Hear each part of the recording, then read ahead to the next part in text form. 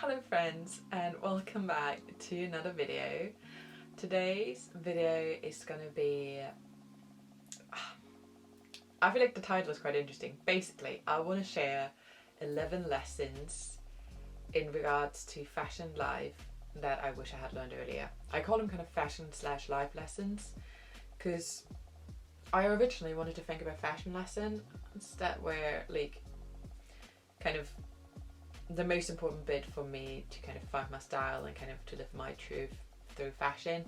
And then I kind of noticed that all like the best fashion advice that I have is also pretty much life advice, so that's why they're kind of fashion/life lessons, because they're essential fashion lessons I think everyone should know, and they're also pretty good life lessons. Like, they're just so applicable to a lot of things in life, and you will see why. Because once you hear them, it's pretty obvious. Just now, I feel like it sounds a bit weird, like, oh, how can fashion lessons be life lessons? But yeah, I would say let's get right into today's video.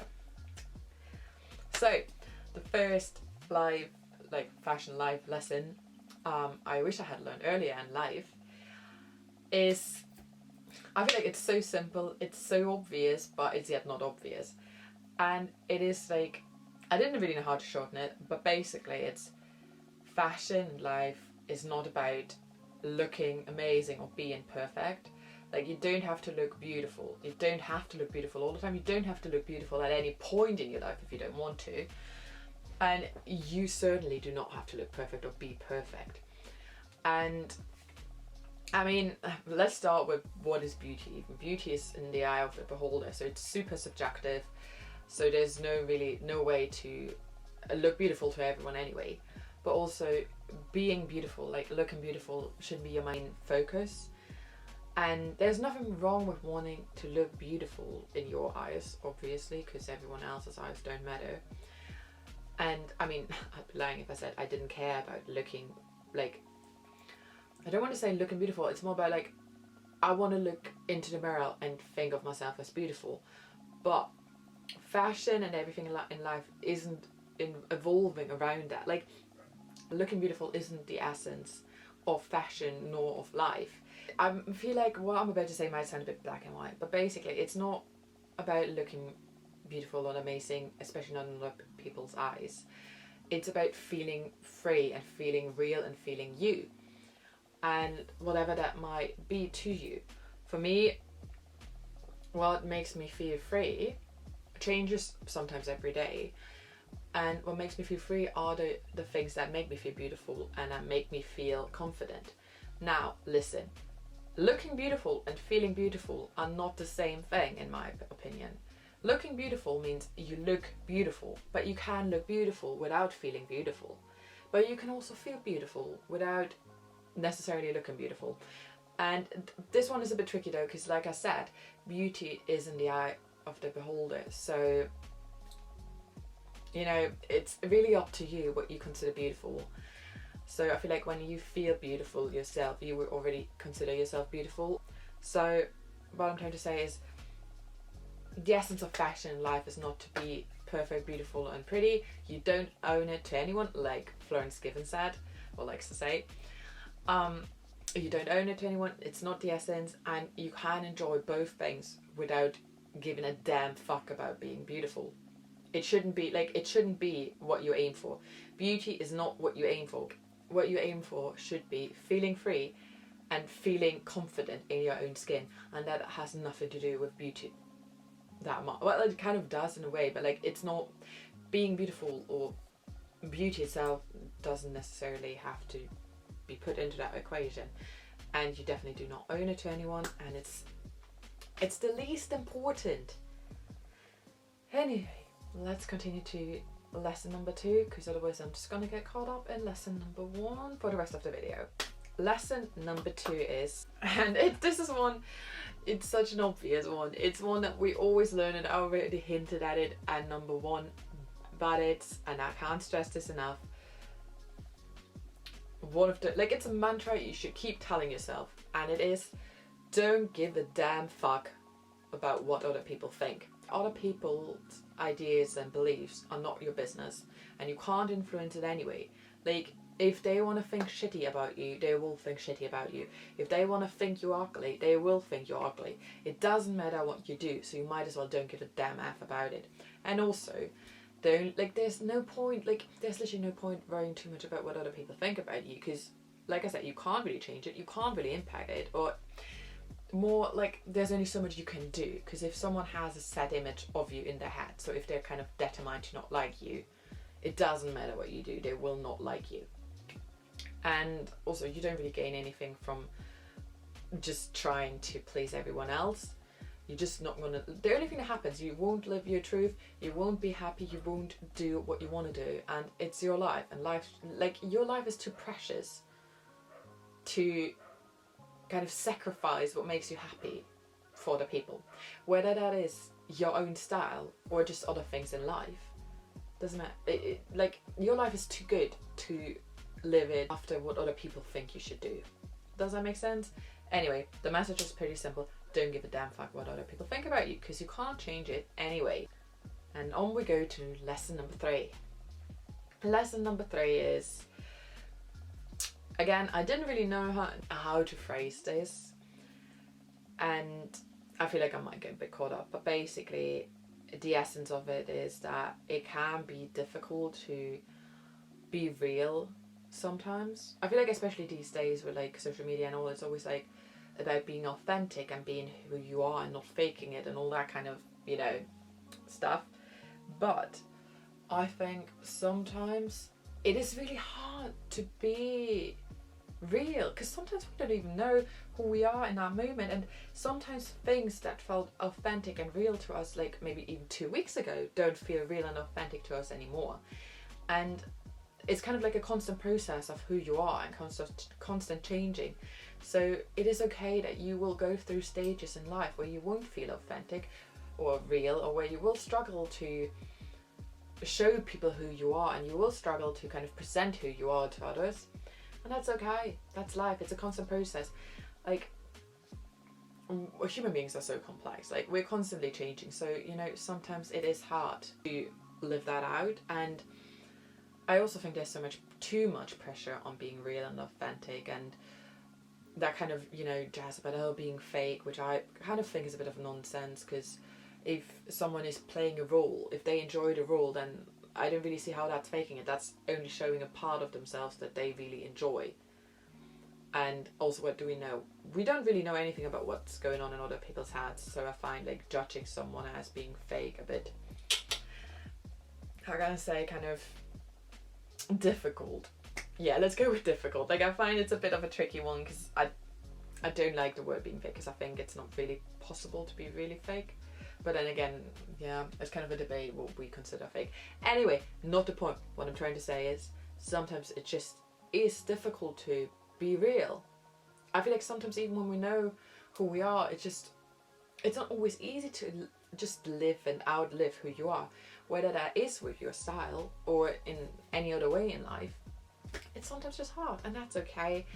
And it will pass by, and you know, there will be other times where you will find it easier to just live your truth. And sometimes it's harder, and sometimes you feel like it's impossible, and that's okay. That's life. It's a constant change. It's a constant up and down. Up and down, up and down, up and down. I don't know why I'm doing this. Let's go to lesson number 4. Number 4 is, and this one is pretty focused on fashion only. I don't think it's too much of a life lesson. Anyway, it's a really important fashion lesson nevertheless. And it is, only wear things that will make you feel at least 20% more confident. It's pretty straightforward, but I feel like yet most of us don't do it. And I feel like it sounds simpler than it is, but at the same time it is pretty simple. If you wear something and it doesn't make you feel more confident, you don't need it. And even loungewear or pyjamas, underwear, every fucking thing that you wear should make you feel more confident. If it doesn't, throw it out. You don't need it, because you're not going to wear it, because it's not going to make you feel good. And I notice more than ever how important it is to even wear loungewear that makes you feel like at least 20% more confident, because you never know what life throws at you, and it will throw things at you in the moments that you are least prepared, which is probably in your pyjamas or loungewear if we go for outfits. So if you then wear pajamas or like loungewear that will still, you know, make you feel more confident than you would be without them, you'll be fine. You know, you will even go through these challenges just fine because you still feel confident in your outfit. In general, people don't underestimate the power of good clothes. If you wear clothes that make you feel more confident, it's a game changer. It's a complete game changer because clothes can do so much for you. And I feel like we shouldn't like play that down. If you wear clothes that make you feel more beautiful, more sexy, more confident, those are the things that will, like, it will impact your life. It will impact how you treat others. It will impact how you treat yourself. It will impact how you look at yourself. It will impact how you act. So many things. And like, if you don't feel confident in your clothes, try to do something about it. Honestly. And I know it's easier said than done because, I mean, I'm also a student. I don't have unlimited funds to just buy clothes. And also we shouldn't really do that because, you know, environment. But on the long term, from now on, think about when you want to buy something. Preferably try it on before, but if you put it on, does it make you feel more confident? If it doesn't, there is no point buying that item. Like, where's the point if it doesn't raise your confidence? If you don't look in the mirror and you're like, damn, no, just no, you don't need it. Out. Don't even think about it. You don't need it if it doesn't raise your confidence, period. Let's move on to the next point because I'm getting too passionate about this one. And number 5 is pretty straightforward, shockingly. I don't have much to say about it, but it is definitely a very important lesson. And it is, don't take yourself too seriously. And remember that fashion is supposed to be fun. And life is supposed to be fun. I think one of the most important things really to learn as you grow older is that you shouldn't take your life, like, yourself too serious. I feel like we often do so much harm to ourselves because we put so much pressure on ourselves and we just take everything so serious, when in reality, one thing that is really worth learning is being able to laugh about yourself and not take yourself too serious and kind of separate your ego from yourself, like these kind of things. Because at the end of the day, life and fashion are supposed to be fun. And with fashion, I want to stress this. I feel like people often forget, fashion is supposed to be fun. Fashion isn't about looking beautiful. It isn't about I mean, obviously these are kind of aspects of it, but it isn't just about looking beautiful. It isn't just about fitting in or living like kind of after trends and what, you know, the fashion world says. Fashion is also just fun. It's about expressing who you are with clothes, and that should be fun. And it shouldn't be a pain. Like, it should be fun. If it isn't fun, there is something going wrong, and you should kind of see, okay, where am I going wrong? Because it is definitely not supposed to be a pain. It's supposed to be fun. It's one of the things in life that should bring you joy. Like food should bring you joy, or music, or being with your friends. All these things should bring you joy. And if you notice that it isn't fun, it is time to sit down and see why it isn't fun, because there might be something that you need to work on. And I feel like work on sounds like there's something wrong with you. That's not what I mean. I just mean that there might be something, like a stone in your way, that you should kind of see if you can take it out of your way, because that's just unnecessary baggage that you shouldn't have. Like, you know, that's just not nice to have for something that should be fun. So yeah, I said it's pretty straightforward. It is, and yet here I am still having way too much to say to it. Anyway, don't take yourself too seriously and have fun with fashion and life. And on we go to number 6. And number 6 is not so straightforward. I mean, might be, might not be. I'll just say it and then I'll explain, as I have done with every other point so far. Obviously. Lesson number 6 I wish I had learned earlier in life is, don't stand in your own way by putting yourself in a box. As human beings, we like to put people and things into boxes and label them to kind of, you know what we can expect and who they are, to kind of have, you know, a picture of the world. It gives us security. It gives us like what to expect, basically security. It gives us security knowing and having these boxes and labels for people and things. However, we also put ourselves into boxes and we have labels for ourselves, which to a certain extent, of course, is important because it gives us security knowing those things kind of are part of who we are. The thing is though, it can also stand in our way of our personal growth. So by putting ourselves into a box and having all these labels for ourselves, we can easily get kind of stuck with them.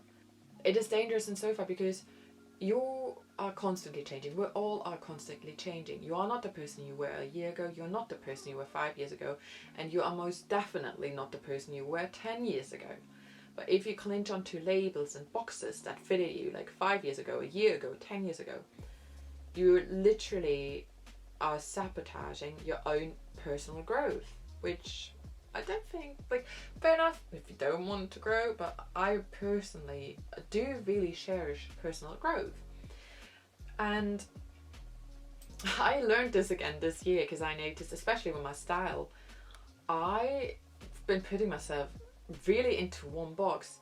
And it's so funny because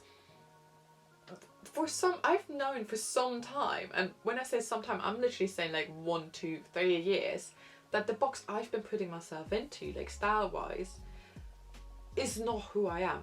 I knew that it is not the style that fits me, yet I was kind of holding on to that box.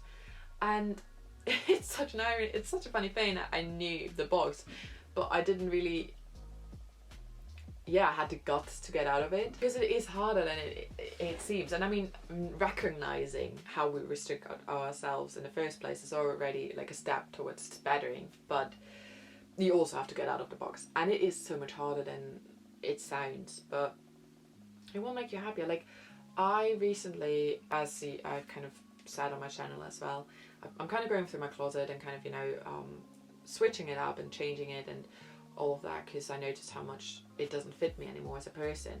It is really a process, and kind of figuring out who you are and who you want to be with style. I mean, I've been really engaged for over 10 years with fashion, so I've already kind of been through that a lot, but it never really stops. So it's a lifelong thing. But anyway, it is important to recognize when we just are hanging on to labels that we gave ourselves at some point in the past, and when to let them go. Because if we don't let them go, we just restrict ourselves. We keep ourselves in a box that will just keep us from growing. Like, to visualize this, you basically, let's say you've put yourself into a box this big because it has all the labels that used to fit you, but you've grown as a person, so the box is becoming increasingly too small, but you yet refuse to move to a bigger box that will give you more, space for all the new things that also kind of add to you, and to let go of the things that maybe, restrict you. You can also obviously just let go of things, but then if you just let go of things and you keep growing, but you don't let new things enter, you just have an empty box, so that's not really nice. So what I'm trying to say is, don't hang on to the past. Don't restrict yourself by saying this is who I am and nothing else. I think that's the lesson. I hope it makes any sense, because I feel like I explained it more confusing than the original statement. Anyway, let's go to number 7. Number 7 has a very unfortunate phrasing, and it is, I literally wrote down break the rules. I don't mean go and break into stores or, break the law, even though we must say there's some laws that we obviously should question, because, as we all know, there are laws everywhere that are kind of very questionable, but that's not the point of this lesson. I mean break the rules more in a way of social and fashion rules. I mean, to be fair, fashion rules are really just social rules, so kind of same thing. Let me explain with fashion. Like, there are fashion rules, they exist for a reason, they make sense, but fashion is about constantly challenging these rules and also breaking them, and it's fun breaking them. Socks and sandals, a few years ago, no one would have worn, like, that's not true. There are always phases with socks and sandals. There are phases where it's really in trend, and there are phases where it's just like looked upon. But let's be real, it's actually a fashion rule to not wear socks and sandals, yet we do it. Like, fashionistas do it, and also people who aren't really into fashion, and it's fun. Socks and sandals, it's so much fun. It's debatable how beautiful or how pretty it looks, pretty much, own taste kind of thing, but it's fun. And breaking fashion rules is just so much fun. It's honestly the best way to make fashion fun, is just break fashion rules. If you just want to have a laugh, even if you just want to look ridiculous, it's just worth it. And same with social rules. Like, each society has its own rules and kind of ways of how you should behave, and sometimes it can be fun challenging them. Like, I'm not gonna lie, it will maybe put you into slightly awkward situations, but you can always make them work for you, and it's kind of funny. Favorite example is kind of small talk in English. Small talk isn't a thing in every language. It isn't. I know in Britain and America, small talk is huge. German people, for example, don't do small talk. We just don't. Like, we do ask us, like, each other, how are you? But we mean it. So you easily get into, like, long conversations. Most of the time. I mean, it is becoming more of a thing these days, or sometimes, but, like, we don't really do small talk overall. We're quite to the point. Like, you don't really ask how someone is unless you care. Yeah, pretty much. Like, you would rarely ask someone how they are if you don't care. Whereas I know in Britain, but also in America, you just sometimes, it's just part of the greeting. It's like, hi, how are you? But it's not like you actually want to know how they are. Anyway, if you want to have some fun with breaking the rules in, like, societal rules, just respond honest to how are you. I mean, you're gonna make the other person feel pretty uncomfortable most of the time, but it can also lead to some really interesting kind of conversations or realizations. And, like, you know, breaking minor, like, social rules is quite fun. Just be prepared that you will make other people feel really uncomfortable. Like, you can make people feel really uncomfortable really easily just by breaking small social rules. So yeah, be aware of that, and please don't misuse that power just for the peace of everyone else. Anyway, let's move on to number 8. And number 8, by the way, the reason I keep looking down is because I've got my computer down here and I kind of go through them so I don't forget any of them. Number 8 is, don't be afraid to try out something new. Pretty straightforward, pretty easy. Don't be afraid to try out something new. Like a new hobby, new music, new, like, a different style, different colour, different fit. Do it. You can always just say, like, after you tried it, oh, I don't like it. But it's always worth a try. That's the only way to, you know, expand and grow and learn about yourself. I don't know why I'm doing all these weird movements. Yeah, never mind. Did I mention it? This is, like, the, I think, 5th time I'm recording this video because I keep adding things to the list. So yeah, I feel like I'm just had about enough. Anyway, let's move to number 9. Number 9, and now it gets interesting, is a bit contradictory to what I just said. Because number 8 was, don't be afraid to try out new things, because it's the only way you will grow and to learn about yourself. Number 9, on the other hand, is, if you know what makes you feel comfortable, don't ignore that. And it does sound a bit like, how do these two mix? Basically, what I mean by if you know what makes you feel comfortable and what doesn't, kind of refers more to, if you know certain things aren't your vibe and you've tried them over and over again and they never were your vibe, there's no point in keep on trying. Like, maybe in 10 years time, but not in the next 3 years, because it's probably not going to change that much. And I did this mistake a lot where I knew certain things weren't my thing, but I was so caught up in always trying out new things that I constantly tried out things, but never really took in the things that I knew I liked. So, for example, now I have a closet full of clothes that, objectively, all of them, I don't really have anything bad to say about them. It just, half of those things aren't me. Because I was so focused on trying out new things to challenge myself that I didn't really focus on building who I am and what I knew about myself. Like, I didn't really focus on building my foundation. So maybe we shouldn't change number 8 and 9 into, be open to try out new things, but first build your foundation of who you are.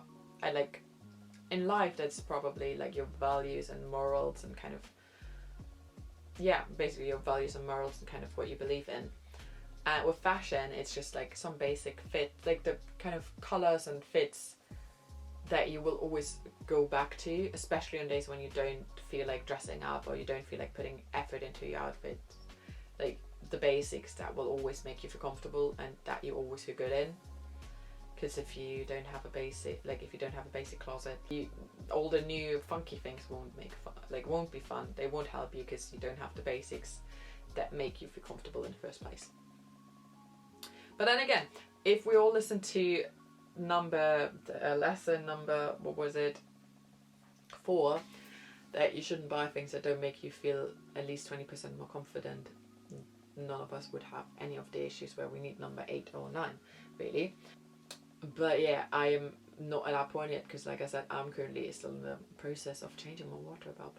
Anyway, yeah, don't be afraid to try out something new, but also learn what does make you comfortable, and don't ignore that. Do have like the basics that you will go back to and that you will always have, and whether that is your values and morals in life or like your fashion standard pieces. And let's go on to number 10. Number 10 is uniqueness is relative. I feel like this lesson is really important. I think we live in a society where being unique and being different is more and more kind of important. At the same time, we also should fit in, and it's that kind of tricky bit. And I remember when I was younger, like 13, 14, I was so obsessed with the idea of being different, that I missed out on so many things that I would have enjoyed.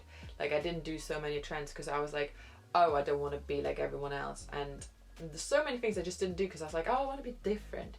Which, don't get me wrong, wanting to be a bit different itself isn't necessarily wrong, but it becomes an issue if you then stop yourself from things that you would actually enjoy, or things you want to try out but you're just not trying them out because you don't want to be like everyone else. And the following is kind of the essence of lesson 10. Uniqueness is relative. You will always be unique, but you will also be not unique at the same time. It just so happens that there will always be scenarios and groups where you will feel really different and really unique because the people in that group are very different to you. But there will also be many, many moments where you will be surrounded by people that are very similar to you, and that will make you feel less unique or less different. Either way, none of these scenarios is a bad scenario. They're just different scenarios. So it doesn't matter how much you focus on being unique. There will always be moments where you won't be unique. At the same time, there's no point in always being so caught up in being the same as everyone else, because there will always be moments where you won't be the same as everyone else and where you will stand out. And both of these scenarios are totally fine.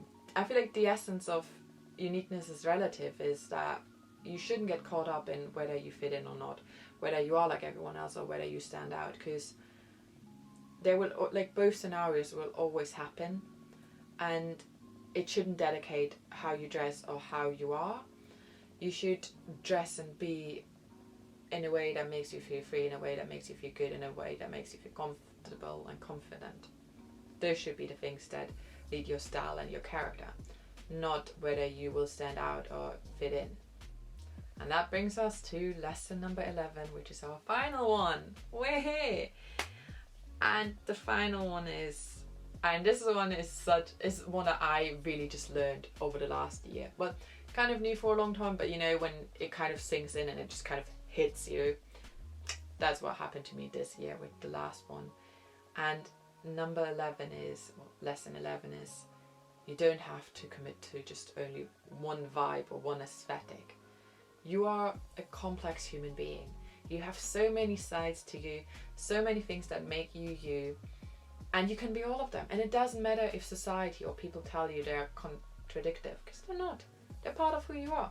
And if one part of you is an emo kind of goth person and the other part of you is like a pink princess, fine, works. If parts of you are really adventurous and, you know, kind of want to be Indiana Jones, and other parts are like, oh, I want to be, I don't know, Princess Diana, and then other parts are like, I can't think of another vibe, I don't know, football star. These are really weird aesthetics, but like, the point I'm trying to make is just, it doesn't matter how contradictory they might seem, and it doesn't matter how many different vibes you want to combine within yourself, or you feel like combining within yourself.